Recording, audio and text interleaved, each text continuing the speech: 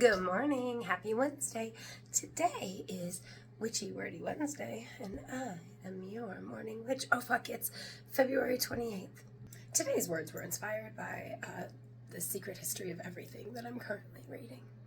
Consciousness is the fact of awareness of the mind of itself and the world. Also, awareness or perception of something by a person. Also, the state of being awake and aware of one's surroundings.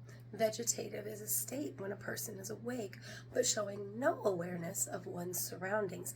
Their reflexes may work. They may open their eyes, they may blink their eyes, they may seem like they're asleep, they may seem like they're awake, they may squeeze a hand in response, but that's it, just reflex. Sleep is a naturally recurring, reversible state marked by the absence of wakefulness and the lack of awareness of one's surroundings, or the lack of consciousness of one's surrounding.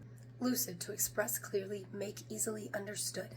Lucid dreaming, a dissociative state between resembling both wakefulness and sleep, where an individual is aware but not conscious. Essentially, these states combined in a way that suggests actual change of the brain physiology, which I find really interesting. I find interesting that in the definition of consciousness, we see the terminology of being aware multiple different times. We also see the terminology of awareness having to do with both vegetative dream and lucid dream.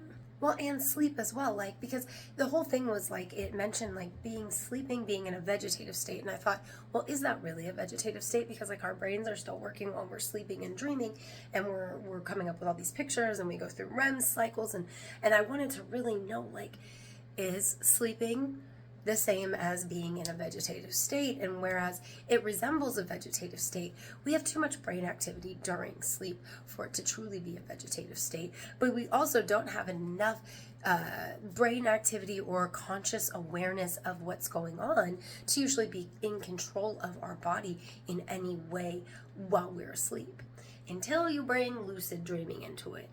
And then it's this weird combination where the actual definition talks about changing your brain's physiology. So I've always been interested in lucid dreaming, and so I hope you enjoyed today's words.